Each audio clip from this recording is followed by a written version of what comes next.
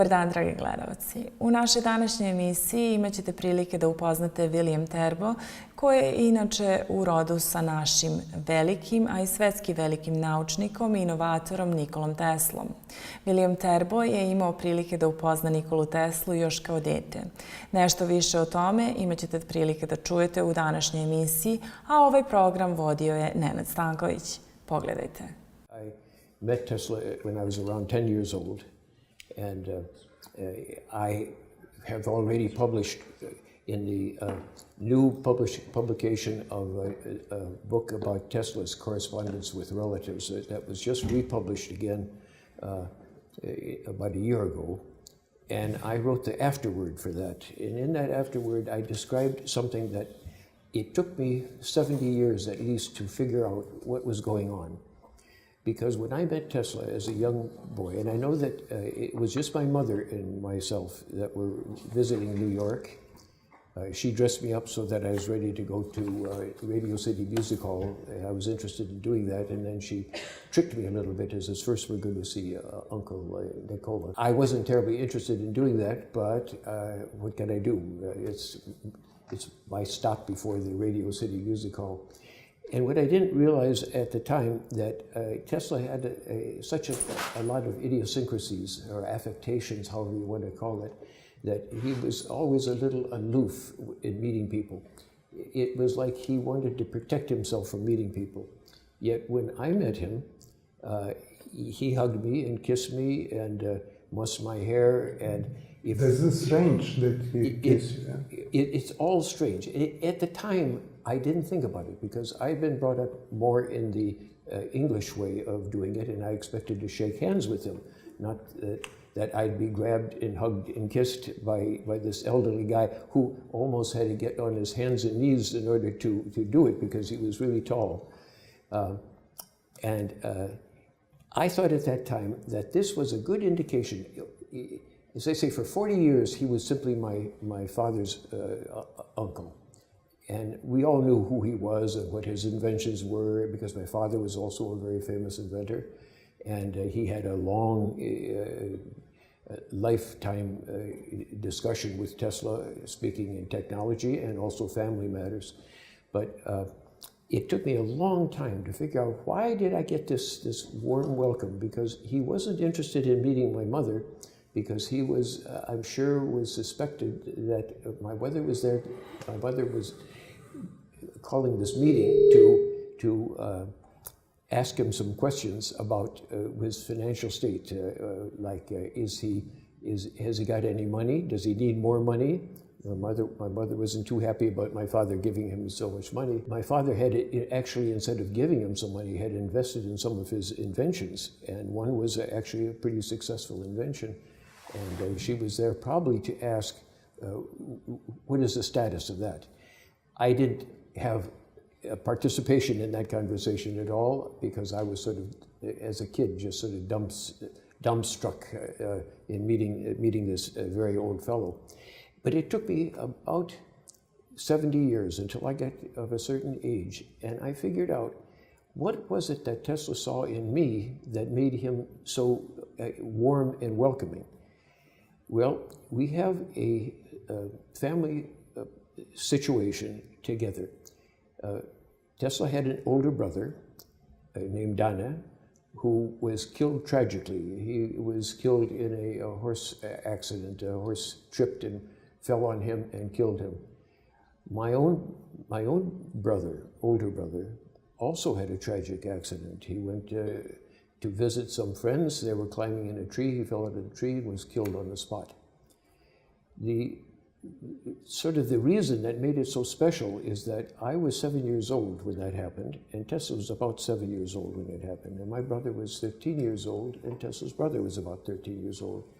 And he saw that tragic comparison, that he knew how his mother felt about losing the son and how it influenced his choice of career and how strong his mother was in keeping him from becoming a Serbian Orthodox priest, as was normally going to be the situation with the firstborn. And it was a similar situation with me, and I thought that he, as I say, I had to get to be 70 years old before it came to me that that was an actual possibility. And it is a tragic and a very sentimental situation for me. I was sort of forced into writing afterward for this Tesla's communication with relatives, of which about 1/3 of the book is between Tesla and my father. But I finally put that down on paper, and I made a copy if people want it. For a long time, I didn't distribute that at all because it's too sentimental for me, but it is important to see another facet of Nikola Tesla that I perceived, and that I would like other people to also perceive, that he had a certain soft spot in him in a family situation that was different than, he always was very good with his family, but it's different than the public perception of Tesla. Another aspect of how I'm able to speak about the personality of Nikola Tesla is that my father was born within walking distance of where Tesla was born and raised. My father was also a Serbian Orthodox priest, a relatively high one, what they call proto. He was the head of the Serbian Orthodox Church for the county of Lika, which is a part of the military frontier area. And so he had the same background, but time moves very slowly in those days. And even though Tesla was 30 years older than my father, and my father's whole history came 30 years later than Tesla. He came to the United States 30 years after Tesla. He died 30 years after Tesla. So, but I had the opportunity to speak with my father, who was telling me about how things were in Lika back in, my father was born in 1886, Tesla in 1856. And I knew a lot of the sort of the home life of that area. And that home life, no matter how prominent you become in world affairs, you have that as the seed of your beginning. And so I think that Tesla and my father had some common interests and also some arguments with each other, because Tesla was looking at my father's success as a potential source of more revenue for his inventions. But as it came to be, it was a worthwhile parallel between the two. So I had a chance to see how Tesla was reacting as a young boy in a manner so similar to the way my father was acting as a young boy. Not as an ordinary young boy, but as a very active and intelligent type. Sometimes too intelligent for their own good, because they were doing things that a lot of adults couldn't do. Iskusite najbolje od inovacije. Nissan vozila po vašem ukusu. U Hyde Park Nissan očekuje vas tim profesionalaca spreman da odgovori na sva vaša pitanja u vezi Nissan automobila i niskih kamatnih stopa. Postanite deo Nissan familije. Hyde Park Nissan, prvi Nissan dealership u Kanadi, je vaša autokuća. Dođite se upoznamo.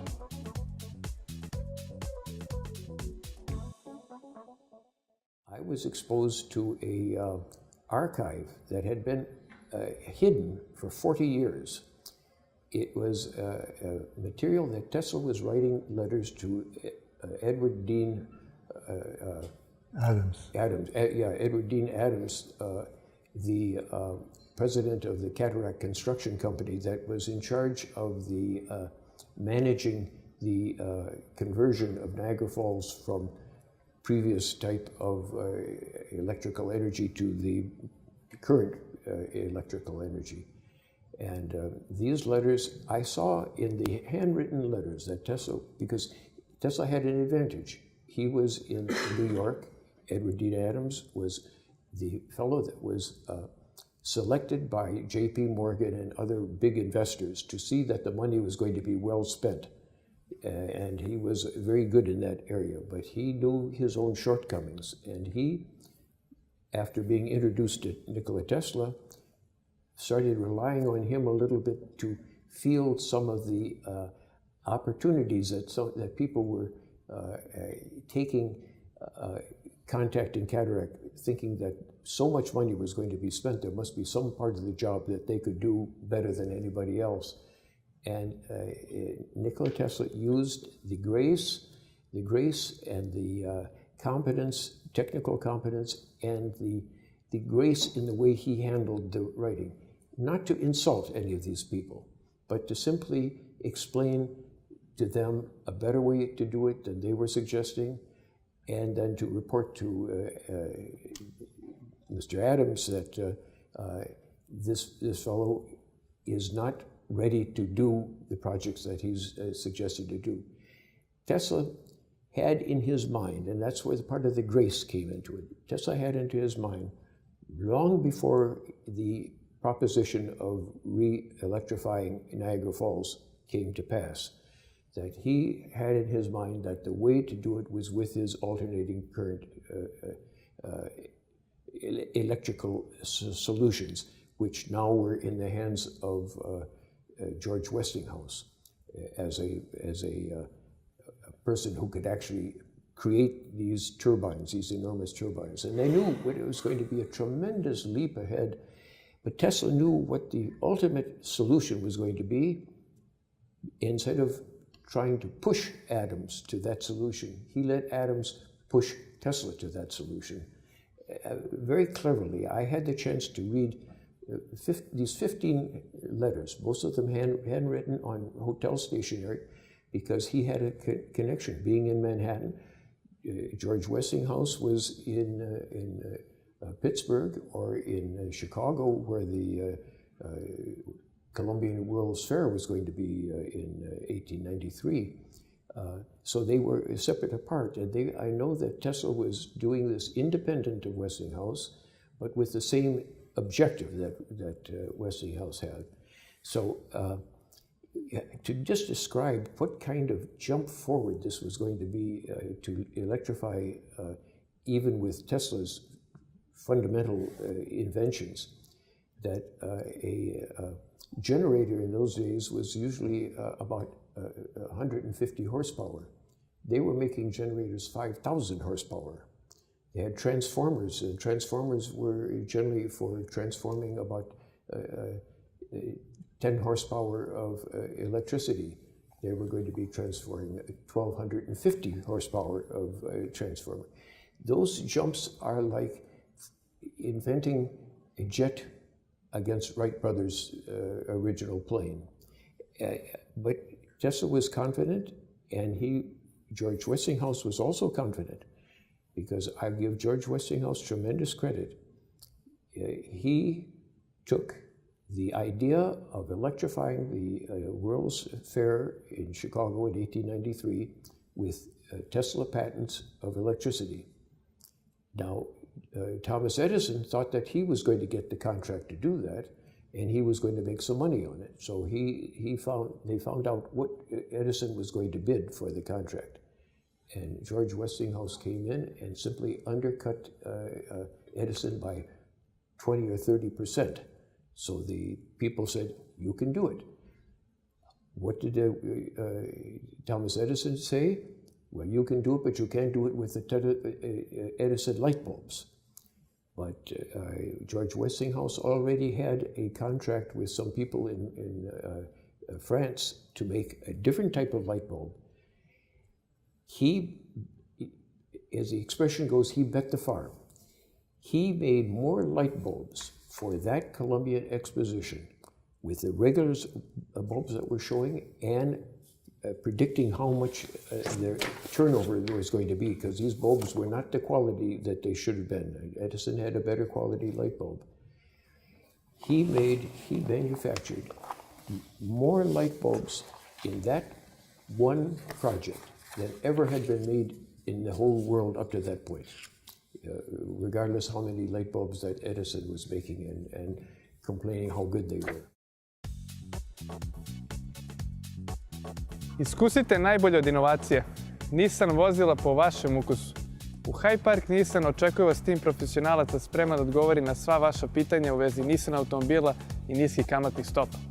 Postanite deo Nissan familije. Hyde Park Nissan, prvi Nissan dealership u Kanadi, je vaša autokuća. Dođite se upoznamo.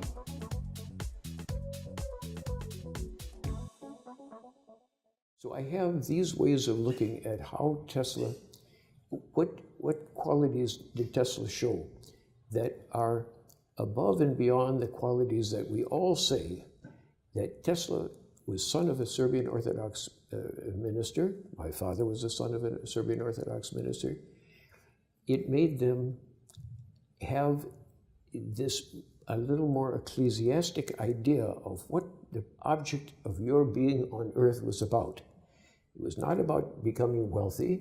It was not about discovering something brand new, but it was about helping people in general, doing something positive for society. And if doing that positive thing for society meant that you were able to invent something new that was going to open new areas for society, that were going to change the way, as alternating current did, change the way of people actually having to dig a canal, to having equipment, electrically operated equipment, do some of the work for you, to decrease the back-breaking labor that was done. It's shown most clearly in what were the living standards, what were the lifetime standards in 1800. If you lived to 50 years old, you were old. Even in 1900, if you lived to 50 or 55 years old, you were old. This whole concept of Social Security in 1935, when it was proposed by Franklin Roosevelt, they thought that if you were able to retire at 65 years old, there wouldn't be anybody to retire at 65 years old, so it was going to be a positive system. They didn't know that everybody was going to live now to 86 years old or to 105. This concept, it has its good part in trying to do the best for humanity that you can. It has the bad part is that you are thrown in with a lot of wolves who are using technology for personal gain and for advancement themselves. Not that that's bad, but it means that the objective is different.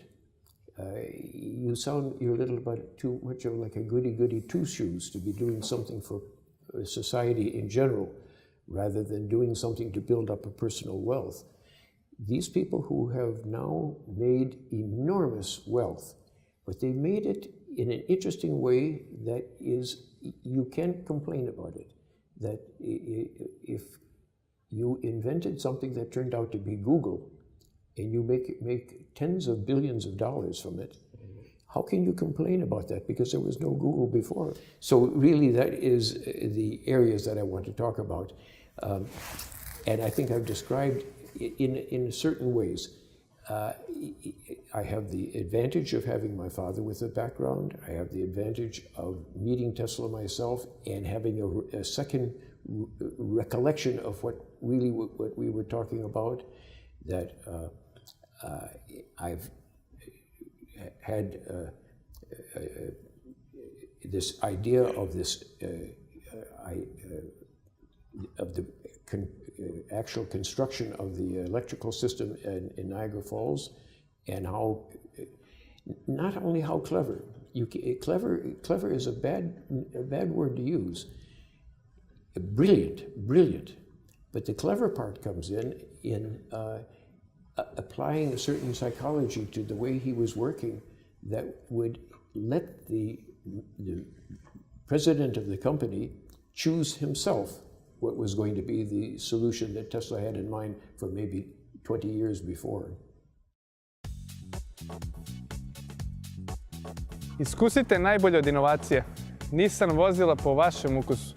U Hyde Park Nissan očekuje vas tim profesionalaca spreman da odgovori na sva vaša pitanja u vezi Nissan automobila i niskih kamatnih stopa.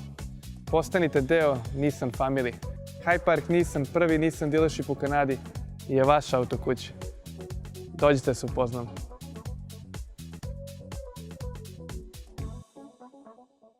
Dragi gledaoci, nalazimo se na samom kraju naše današnje emisije. Za sve sugestije, informacije i mogućnosti reklamiranja možete nas potražiti na našem web sajtu www.serbiantoronto.tv. Možete nas pratiti na Twitteru i lajkovati na Facebooku. Moje ime je Miljana Ristić. Hvala vam na pažnji i doviđenja. And how you feel? You have some part of Serbian blood. Of course, I have, but I have the worst combination of ethnic background. Both completely crazy people. On my father's side, Serbian. On my mother's side, Scottish.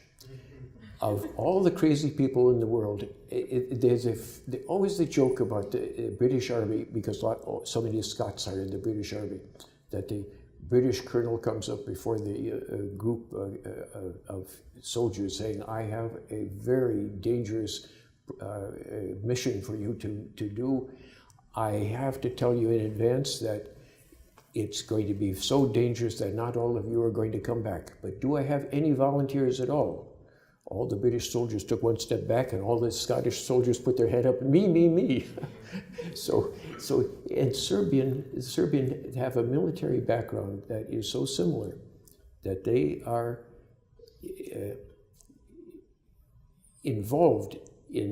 have been involved in fighting the Ottoman Empire in so many different ways and for so long, and have done really good work in ending the end of the Ottoman Empire.